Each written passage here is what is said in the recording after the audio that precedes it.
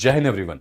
आप सभी का स्वागत है खान ग्लोबल स्टडीज के इस बैंकिंग वर्टिकल पे। मेरा नाम है शांतनु और आप लोगों के लिए एक बहुत ही इंपॉर्टेंट वीडियो लेके आया हूं मैं। ये इंपॉर्टेंट वीडियो क्यों इंपॉर्टेंट होने वाली है वो आपको भी कुछ देर में पता चल जाएगा। अभी कुछ दिन पहले एसबीआई क्लर्क का फर्स्ट डे का एग्जाम हुआ है और फर्स्ट डे के एग्जाम देने के बाद बच्चों के चेहरे पे काफी खुशियां दिखी हैं क्योंकि आराम से 70-75 अटेम्प्ट हो जा रहे हैं। 70-75 अटेम्प्ट्स में स्टूडेंट्स बहुत ज़्यादा आसानी से चीज़ों को कवर कर ले रहे हैं। तो क्या यहां पर एसबीआई फिर से एक ब्लंडर कर सकता है? क्या एसबीआई कुछ अलग कर सकता है? क्या कुछ एसबीआई आपको सरप्राइज कर सकता है जिनका एग्जाम यहां पे 27-28 या 1 मार्च को होने वाला है उन स्टूडेंट्स के लिए? तो ये वीडियो उनके लिए बहुत ज़रूरी है, तो इसको अंत तक देखिएगा और इसको ज़रूर अपने दोस्तों तक शेयर कीजिएगा जिनका एग्जाम इन डेट्स में होने वाला है, या तो 27 फरवरी, 28 फरवरी या फिर 1 मार्च को। ठीक है, अब आपको बोलोगे कि ये ब्लंडर क्या है, क्या हो सकता है, एग्जाम से पहले क्यों देखना है इसको, इंपॉर्टेंट है। मैं आपको बता दूं, अगर थोड़ा सा फर्स्ट शिफ्ट में लेके जाऊं दोस्तों, ठीक है, शिफ्ट नंबर 1 की बात ना करके अगर मैं डे 1 की बात करता हूं, ठीक है, जो हमारा पहला दिन हुआ था एग्जाम का, ठीक है, उसमें आपने सबने नोटिस किया था कि जो पेपर का पैटर्न पूछा जा रहा था वो इस तरीके से आ रहा कि भाई सबसे पहले इंग्लिश आ रही, इंग्लिश के बाद फिर क्वांट आ रहा, क्वांट के बाद फिर रीजनिंग आ रही। ठीक है, और एक गुड अटेम्प्ट्स अगर हम चेक करें, देखें, तो वहां पर लोग आसानी से कह रहे थे कि सर इंग्लिश में हम 20 से 22 क्वेश्चन कर ले रहे हैं, आराम से बन जा रहा। क्वांट में भी लोग 25 से 30 तक बोल रहे थे कि हम क्वेश्चन अटेम्प्ट कर ले रहे हैं, और रीजनिंग में 30 से 33 क्वेश्चन तक लोग अटेम्प्ट करके आए हैं। यानी अगर ओवरऑल स्ट्रेटेजाइज किया जाए तो ये हमारा कह सकते हैं कि इजी लेवल का पेपर था। इजी टू मॉडरेट कह सकता हूँ, मॉडरेट वर्ड बोलना गलत होगा, इजी ही यहाँ पे पेपर माना गया। एज अ टीचर हम भी बहुत खुश हुए थे कि पेपर बहुत इजी था। अब यहाँ पे कई बच्चे ये बात कह रहे थे, हम लोग जब एनालिसिस कर रहे थे तो वहाँ पे कई स्टूडेंट्स का यहाँ पे क्वेश्चन भी था कि सर हमारा पेपर जो होने वाला है वो 27 फरवरी को होने वाला है, 28 फरवरी को होने वाला है, या हमारा पेपर 1 मार्च को होने वाला है। और एसबीआई का इतिहास ऐसा रहा है कि अगर फर्स्ट डे पेपर आसान दिया है तो क्या second day paper tough they सकता है? क्या नॉर्मलाइजेशन जैसी बात यहां पे आ सकती है? तो ये चीज जानने के लिए आपको इस वीडियो को पूरा देखना पड़ेगा। तो सर अगर पहले दिन का पेपर इजी आया है, दैट डजंट मीन कि आपका जिनका 27 तारीख को पेपर है, या जिनका 28 तारीख को पेपर है, या जिनका 1 तारीख को पेपर है, इनका पेपर भी इजी आएगा। बहुत बड़ा ये क्वेश्चन मार्क हो सकता है। फिर दिमाग में आता है कि सर अगर पेपर अच्छा आ गया, अगर पेपर टफ आ गया, देखो एसबीआई ना सरप्राइज करने से पीछे कभी नहीं हटाया आज तक, वो हमेशा किसी न किसी तरीके से सरप्राइज किया है। तो इस बार भी पता नहीं क्यों ऐसे इंटेंशंस बन रहे हैं कि कुछ ना कुछ हो सकता है इन टर्म्स ऑफ कि जो पेपर का लेवल वो हो सकता है इजी ना हो के मॉडरेट, तो थोड़ा सा हाई भी दे सकता है एग्जामिनर। थोड़ा सा हाई कह सकता हूं, हाई मतलब कि एकदम हाई नहीं देगा, पीओ का लेवल नहीं दे देगा, क्लर्क लेवल पे ही थोड़ा स्टैंडर्ड बढ़ा सकता है, क्वेश्चन का स्टैंडर्ड मेंटेन कर सकता है और अच्छे लेवल पे जैसे पिछली बार आया था। मैं ये कंफर्म नहीं कहूंगा कि ऐसा ही होगा, but there might be chances. तो इससे अगर पेपर मॉडरेट से हाई लेवल का आया तो इस दौरान आप क्या करोगे? फिर यहां पे ध्यान रखिएगा, सबसे ज्यादा अगर ऐसा हुआ तो ध्यान रखिएगा, यहां पे मैं इस बारे में 100% श्योर नहीं हूं, लेकिन एसबीआई का जो इतिहास रहा है उस इतिहास को अगर मैं देखूं तो पेपर का स्टैंडर्ड हाई कर सकते हैं। और हाई मतलब एकदम से पेपर हाई नहीं करेंगे। अगर मान लीजिए यहां पे क्वांट है, या रीजनिंग है, या इंग्लिश है, तो इनका एक नियम होता है कि हो सकता है वो क्वांट का पेपर हाई कर दें, हो सकता है कि रीजनिंग का पेपर जो है वो आपका नॉर्मल रखें, इंग्लिश का पेपर हो सकता है लो कर दें, कोई एक सेक्शन जो होगा वो आपको हाई कर सकते हैं। और पूरी उम्मीदें हैं कि वो एक सेक्शन रीजनिंग या इंग्लिश हो सकती, पूरी उम्मीदें।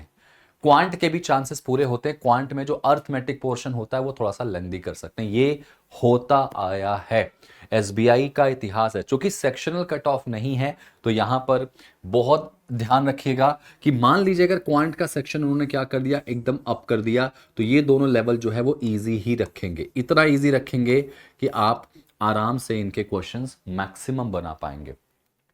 तो अगर आप पेपर दे रहे हैं और आपको जैसे मान लीजिए इसमें भी सेकंड डे में भी या सेकंड जो आपका 27 तारीख को या 28 को या 1 मार्च को एग्जाम है, अगर जैसे फर्स्ट डे की बात करूं तो वहां पे सबसे पहले इंग्लिश का पोर्शन खुला था, इंग्लिश के बाद क्वांट और फिर रीजनिंग आया। अगर यही चीज पैटर्न फॉलो हुआ कि 27 को भी इंग्लिश आया, फिर क्वांट आया या फिर रीजनिंग आई, तो पूरी पूरी आसार जो है अभी तक का एसबीआई का इतिहास है कि इंग्लिश के साथ वो एक्सपेरिमेंट करा है हमेशा। तो उस दौरान अगर मान लीजिए इंग्लिश का पेपर आपका हाई आ जाता है, इंग्लिश का पेपर कैसा आ जाता है बेटा, थोड़ा सा हाई लेवल का आ जाता है, थोड़ा सा पैसेज वगैरह अच्छे लेवल के आ जाते हैं, कुछ ऐसे टॉपिक्स भी आ सकते हैं जो अभी तक नहीं पूछे गए हैं, तो आप इससे पैनिक बिल्कुल मत होइएगा। ठीक है, पैनिक नहीं होना है। क्यों नहीं पैनिक होना है? क्योंकि उस दौरान फिर आप नॉर्मलाइजेशन के दायरे में आ जाएंगे। मतलब मैं आपको बताना क्या चाह रहा हूं इस वीडियो के माध्यम से, अगर ऐसा हुआ, मैं अगर बोल रहा हूं, भगवान करे ना हो, पेपर ठीक ठाक जाए, लेकिन ऐसा होता आया है तो हो सकता है अगर कोई एक पेपर आपका टफ हुआ, कोई एक शिफ्ट आपकी पेपर का लेवल अच्छा हुआ जो होता आया है, तो उस दौरान आप अपनी एक्यूरेसी पे थोड़ा सा फोकस कीजिएगा। अगर आपको लगता है कि भैया रीजनिंग में टोटल अटेम्प्ट हमारे 60 से 65 ही हो पाए हैं और आप मॉक में 80 प्लस करते थे, यहां पे 60 या 65 हो पाए हैं, तो आप बिल्कुल टेंशन मत लीजिएगा। जितने क्वेश्चन बने उतने ही करके आना, 60-65 में भी तुम सेलेक्ट हो जाओगे, क्योंकि तुम किसके अंदर आ जाओगे, नॉर्मलाइजेशन के, और तुम्हारा स्कोर बढ़ जाएगा। समझ में आई बात? मैं नॉर्मलाइजेशन पे एक वीडियो बना दूंगा कि कैसे निकाला जाता है नॉर्मलाइजेशन, क्या होता है, कैसे इसको अप्लाई किया जाता है, मैं उस पर एक वीडियो बना दूंगा। लेकिन उसके पहले आई वुड से कि अगर कोई भी सेक्शन टफ हो, क्वेश्चन वहां पे नहीं बन रहा हो, आपको लग रहा हो कि इंग्लिश में मात्र 15 क्वेश्चन ही मैं कर पाया और बन ही नहीं रहा है, तो उससे घबराना मत, 15 ही करके आना, छोड़ देना। हो सकता है तुम 60 क्वेश्चन ही करके आओ, तुमको लगे कि यार 60 में मेरा सिलेक्शन होगा कि नहीं, तो याद रखना बिल्कुल हो जाएगा। और ये इतिहास गवाह है कि एसबीआई ये चीज करता है। मैं ईश्वर से मनाऊंगा कि ऐसा ना हो, पेपर आपका भी ठीक ठाक जाए, और मुझे पूरी उम्मीदें हैं कि आप जिस तरीके से प्रिपरेशन करे हो, ये चीज आपको बहुत बॉदर नहीं करेगी। लेकिन फिर भी मेरा फर्ज है बताना कि थोड़ा साइकोलॉजिकली तैयार रहो। और मेरी बात अगर दिमाग में रहेगी कि सर अगर अटेम्प्ट कम भी हो गए तो भी सिलेक्शन हो सकता है, नॉर्मलाइजेशन हमारा होगा, तो yes, you people are in the era of normalisation, आप उसमें रहोगे और वहां से आपको बहुत फायदा मिलेगा।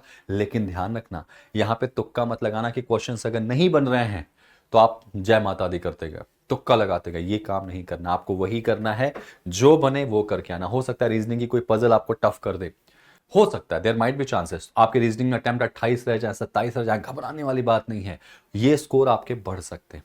ठीक है, आपसे एक सजेशन है कि आप एक रेशियो दिमाग में रखना, कि वो रेशियो हमको रखना है कि भाई रीजनिंग के साथ हम कोशिश करेंगे कि 30 तो एटलीस्ट हम कर पाएं, और आप लोग का जो योग्यता है वो आप कर लोगे, और इस पेपर इससे ज़्यादा टफ नहीं आएगा कि आप 30 भी ना कर पाओ। मैं तो 35 पे जाता हूँ, रीजनिंग आप 30 के लिए जा सकते हो। इसके अलावा क्वांट में अगर आप देखा जाए तो 25 क्वेश्चन तक आप जा सकते हो क्वांट में। और अगर इंग्लिश की बात करेंगे तो यहाँ पे अगर आप देखें मिनिमम क्राइटेरिया बात करूंगा तो 20 क्वेश्चन आप आराम से कर सकते हो। अगर आप इस दायरे में होते हो, कुछ नंबर आगे पीछे आप यहाँ पे कर सकते हो सकता है रीजनिंग में ज्यादा हो जाए, इंग्लिश में कम हो जाए, क्वांट में और अटेम्प्ट हो जाए, जिसके चांसेस पूरे पूरे बन रहे हैं। ठीक है, तो इस सिचुएशन में आपका जो है स्कोर जो है कितना हो जाएगा, 30, 20, 50, 55, 65, 75। ठीक है, आप सेफ रहते हो। और मैं 75 तो मान भी नहीं रहा हूं, मैं तो 65 पे भी आपको यहाँ पे कहूंगा कि अगर आपने सही कर दिया पेपर का, अगर लेवल अच्छा हुआ, आपको देख के ही समझ में आएगा, तो आप इसको इतना करके आएंगे, आपका सिलेक्शन हो जाएगा। ये बात ध्यान रखिएगा। और फिर से रिक्वेस्ट करूंगा, एक्यूरेसी पे मेंटेन करना, आपने जो बने वही करना, तुक्का मत लगाना, कोशिश करना जितनी अच्छी एक्यूरेसी रहेगी तो नॉर्मलाइजेशन में आपको फायदा मिलेगा। आई विश कि ऐसा कुछ ना हो, जैसा पेपर पहले दिन आया था वैसा ही दूसरे दिन भी आए। तो इस उम्मीद के साथ कि आपको ये बात मेरी समझ में आ गई हो, आप मेंटली प्रिपेयर होकर जाना एग्जाम देने, आपका पेपर अच्छा जाएगा और आप प्रीलिम्स क्लियर करेंगे।